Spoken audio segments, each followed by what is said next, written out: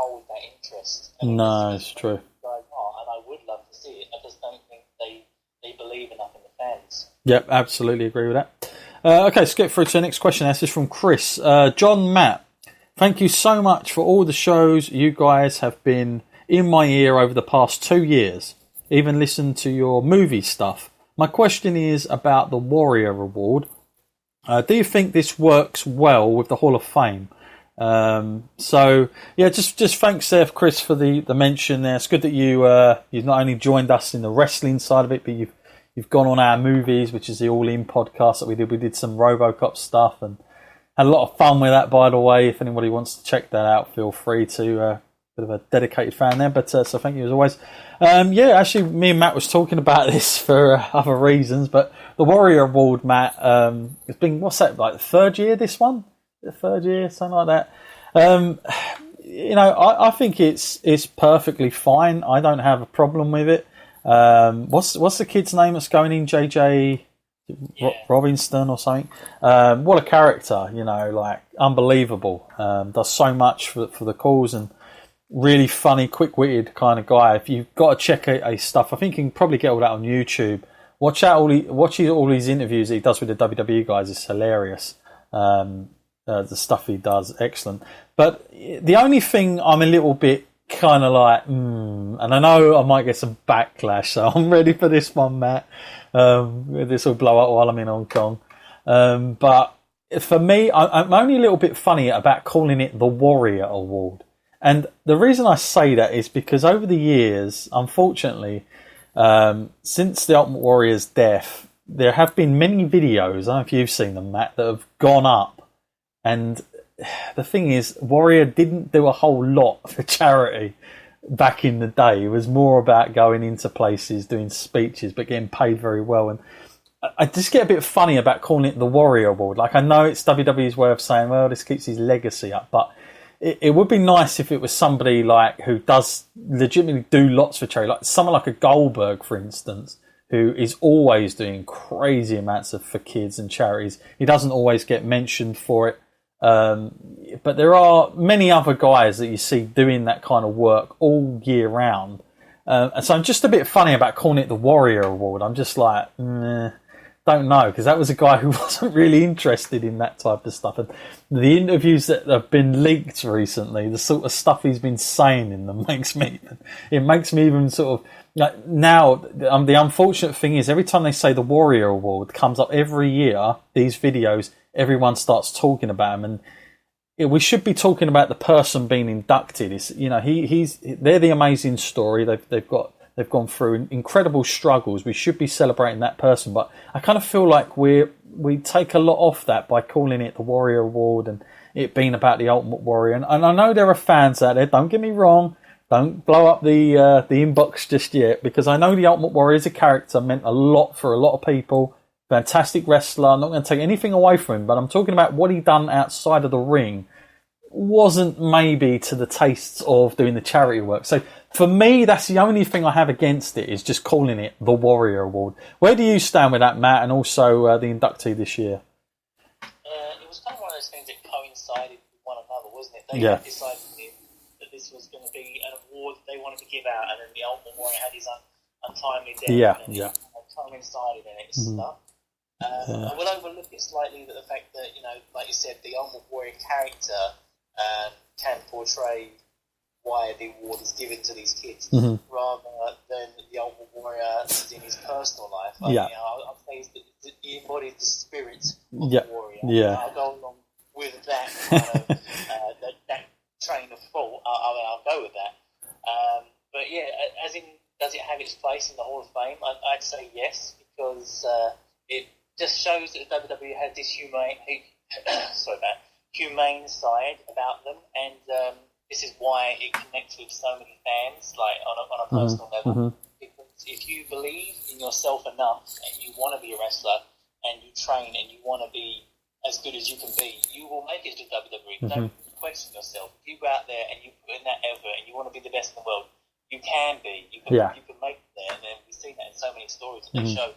Also, as a fan, if you're connecting with these wrestlers on a personal level and you want to see them, you want to meet them, you will have that opportunity. They give so much back to the fans, and even like these kids, they do their best to actually help them, and they these wrestlers actually care about them. They actually want to go and see these people, especially John Cena. John Cena's charity work is unquestionable, and what a guy for doing all that stuff, to have all that time, and he gives up a lot of time for that. There's still the record for Make-A-Wish. He's the most person that gets a Make-A-Wish, and he's always done them. So.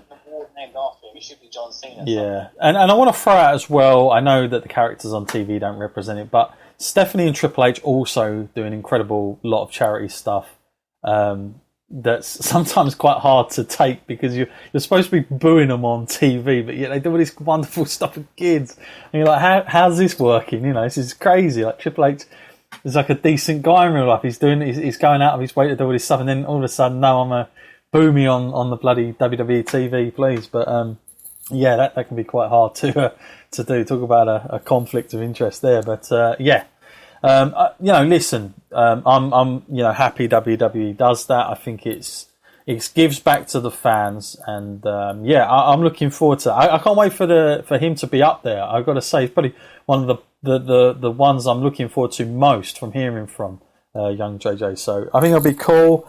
Like I say, can't wait to see what he's got to say. He's very quick-witted, that's for sure. I do encourage people to go and check him out on YouTube. He's got some great stuff on there. Obviously talks about his cause as well. He's done so much for that as a spokesperson for that. So you can't give enough credit there for what he's gone through and what he's doing. And a pretty happy guy considering the circumstances. I'm going to say that much. A real inspiration for anybody. Okay, before we move on, Matt, I want to talk about post-WrestleMania. Everybody's been asking, what's going to happen? Are we going to go away again? No, we're going to be sticking around. And we've got me and Matt discussed a few things quite recently, actually. And we're going to be literally covering a few things here. First of all, we're going to, of course, Beyond the Mat. Of course, everybody may not be familiar with that. And we're literally going to be checking that out. I think what we're going to do, Matt, is we're going to actually watch and talk as it's happening. I think that's probably going to be the best way with that, because I've seen it so many times. I know pretty much all the dialogue in it.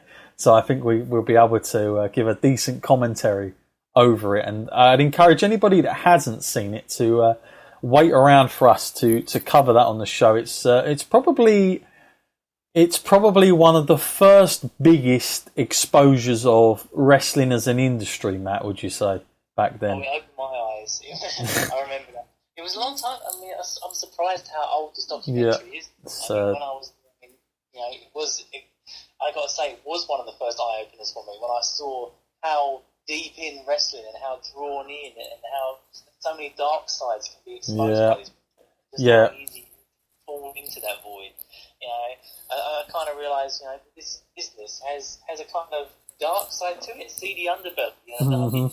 It's all supposed to be smiles, a smile for the camera, but it takes a toll on people eventually. Yeah, absolutely. So we're going to be covering that. I think it's going to be a fun, sad, and emotional ride, but it's definitely one to tag along. It's probably one of the best, well-known wrestling documentaries, bar WWE, that's out there for sure. And it was, it was a very got some very interesting characters without giving too much away. And also, Matt, now I've had to just give in to this, I'm afraid.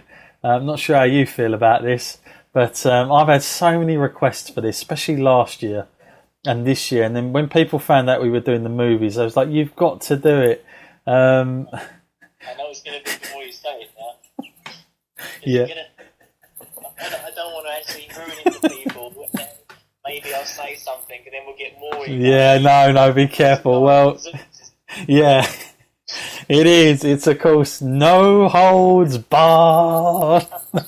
Yeah, we're going to be covering that. We're going to sort of like interlink that with our other podcast, because obviously it is a movie, but a movie that was kind of, it was WWF produced, WWE, but WWF back then produced, and they tried to get Hogan in and Zeus, and they even tried to bring Zeus into Survivor Series, and there was an angle with it, and even though Hogan wasn't called Hogan, he was called Rip, and he wore blue instead of yellow, and we're gonna we're gonna cover No Holds Barred, Matt. What a film, what a movie, for sure. But So lots of memories from there. Been re-released many a times, I've got to say. But we're finally going to be getting around to No Holds Barred, and we'll literally be doing. I think for that one we're going to do a traditional what we do on our movie podcast, which is we're going to break it down scene by scene. So we'll be really into this one, Matt.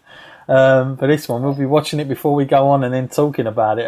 I'm sure there'll be a very in-depth storyline to it. That's all I can say. I'm sure we'll be talking about the acting skills and everything and that. So get ready. It's going to be an interesting one. I mean, Zeus is one of those few guys that can keep an eye on his opponent. At the same time. Yeah, exactly. Well, we're in the Oscar season. It was only last night, so there you go, folks. No Holds Barred. It's up there, all right. What a blockbuster. So that'll be coming up. And also, on top of that, we've finally decided for the first time as well on this podcast, at least I have anyway, I haven't yet told poor old Matt, but we're going to be giving you guys a vote of a possible 3 WCW pay-per-views, because I never really got a chance to watch too much WCW when it was around. But I know there's a lot of fans that listen to it on the podcast, so I thought, we'll try and give back and we'll try and do at least one review, and we'll try and get a good vote out there to see what's popular, and we'll do a poll, pretty much how we've done the WrestleManias this year. So that's going to be happening all post WrestleMania through the months, probably all the way up to sort of SummerSlam, and also something else that myself and Matt spoke about going all the way towards SummerSlam now is we're going to be revisiting the NXT TakeOver, the first actual arena show, in fact, that TakeOver ever got to. Of course, in Brooklyn, which was 4 years ago, Matt? Is it 4 years now? I think to this year. You just had NXT Brooklyn 3, I think, didn't they?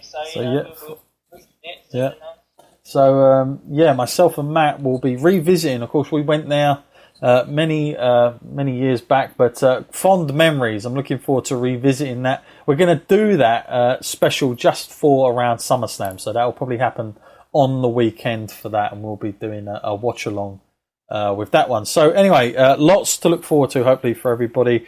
I'm sure Matt's sort of busting out his no old bars as we speak. He can't wait, probably. So probably put that in his player right now.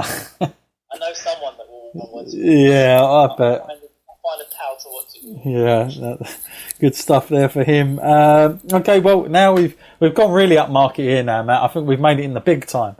We've got a listener under the name Vince McMahon, Matt. So we've made it to the big time now. Vince even listens to this podcast. He says, "You're fired. Can't wait to hear the 97 Bret Hart part, guys. I've enjoyed it up till now." So yeah, thank you very much for that, Vince McMahon, if you're listening to this. See how we handle that bit. Yeah, maybe it is. We're going to be diplomatic, we're going to be brutal, who knows. So thank you very much, Vince McMahon. Yeah, we'll be getting to that. Obviously, that'll be one of the final parts to the Bret conclusion on that one. But don't forget, folks, whilst we're in Hong Kong, we will be releasing the third part of the Bret Hart timeline, and we're going to be completing that through the year, so that'll be good by then. Okay, here he is, Matt. You knew it was only a matter of time. Jimbo, wrestler squad number 9, is here. He says, "You guys will be missed. Enjoy Hong Kong." Thank you very much, Jimbo. We will. So I know everyone enjoyed Roman's promo, but was it really that good?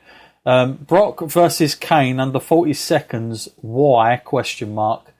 Thank you as always, Jimbo. So thank Jimbo for for letting us.